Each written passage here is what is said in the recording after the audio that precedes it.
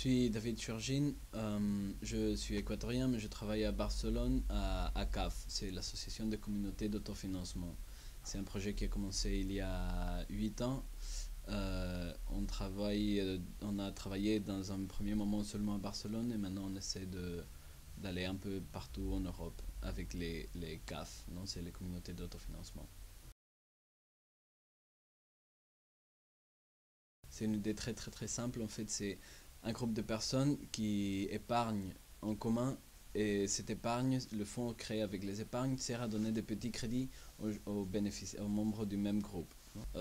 Les membres du groupe sont les propriétaires et les bénéficiaires en même temps. La CAF, c'est une idée que c'est pas quelque chose de nouveau, ça a tout le temps existé, comme par exemple dans les tontines ou dans les pasanacos ou dans d'autres systèmes de financement communautaire traditionnels. La différence de la CAF par rapport à ces systèmes, c'est seulement une question d'évolution. La CAF, c'est comme la deuxième version de ces systèmes qui ont toujours existé. Donc la CAF part normalement d'un groupe d'amis ou de personnes qui se connaissent et qui ont une confiance entre eux. Non, c'est très important d'avoir la confiance. La raison pour laquelle je vais payer ces crédits ou pour laquelle je vais épargner, c'est que la responsabilité que j'ai sur l'argent est beaucoup plus grande quand l'argent appartient à des gens que je connais et non pas à une organisation. Donc voilà, c'est un groupe de personnes qui se connaît, qui a une confiance entre eux et qui se réunit une fois par mois avec ce but. Non, dans ces réunions, on va faire toutes les opérations de la CAF, soi-disant l'épargne. Tous les gens vont faire ces économies ensemble, vont épargner, chaque personne épargne ce qu'elle peut. Et dans la même réunion, on donne les crédits.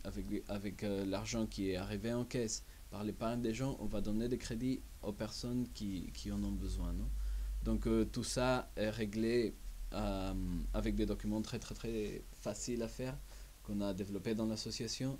Et c'est 4 documents très simples à remplir et voilà, c'est facile à faire.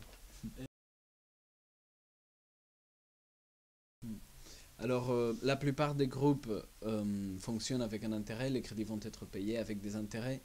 Quand on va à la banque et on demande un crédit, on va payer les intérêts au propriétaire de la banque. Mais dans ce cas, nous sommes les propriétaires, donc on va se payer des intérêts nous-mêmes. Chaque crédit va être payé avec un très très très bas taux d'intérêt. Mais cela fait que nos épargnes font des bénéfices à la fin de l'année. On va gagner de l'argent, donc ce n'est plus des épargnes, mais c'est de l'investissement. On est en train d'investir sur notre communauté. Cet investissement va avoir des bénéfices économiques, comme je l'ai dit, mais on va aussi générer du capital social à l'intérieur de notre propre communauté. On investit dans les gens qu'on aime. Euh, la tontine a un premier problème, disons, c'est que c'est rigide au moment de faire des économies et c'est rigide au moment de donner des crédits. Normalement, on épargne avec une quantité fixe et on est obligé à épargner.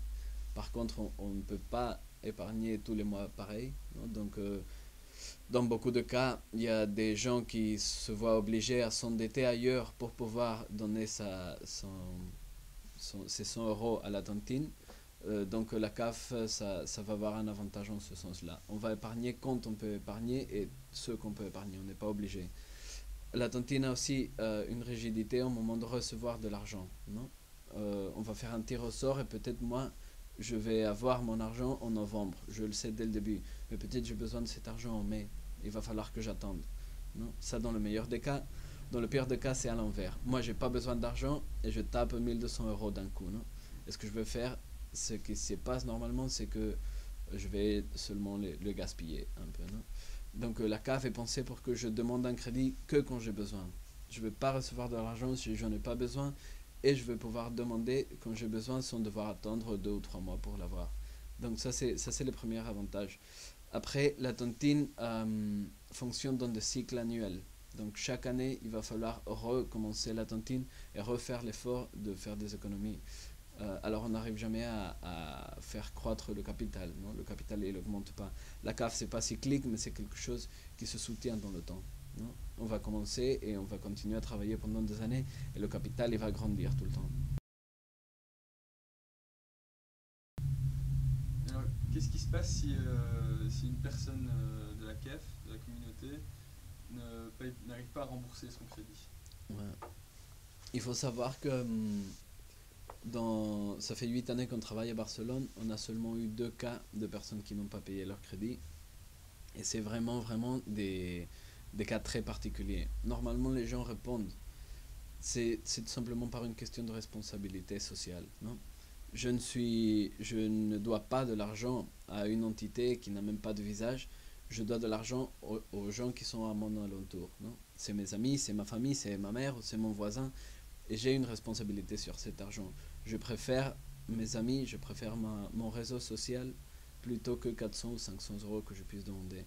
Donc normalement les gens répondent assez bien. Après c'est vrai que ça peut arriver qu'il y a des gens qui vraiment ne peuvent pas payer.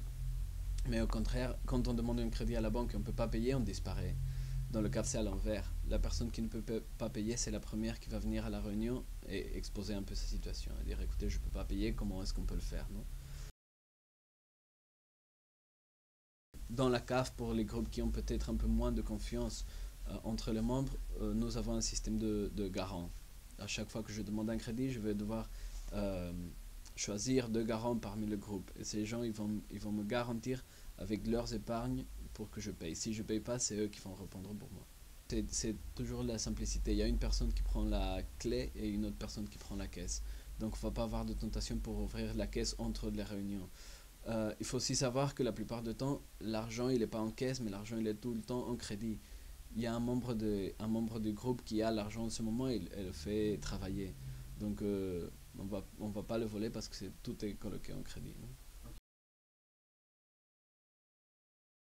Bah, je pense que le principal problème, c'était quelque chose de culturel. Non, en Amérique du Sud, nous avons, et en Afrique aussi, les gens ont l'habitude de travailler en communauté. Nous avons l'habitude de travailler en groupe. Et je trouve que ici, c'est très difficile d'arriver à faire que les gens mettent de l'argent en commun. Non, surtout l'argent, parce que l'argent est très délicat.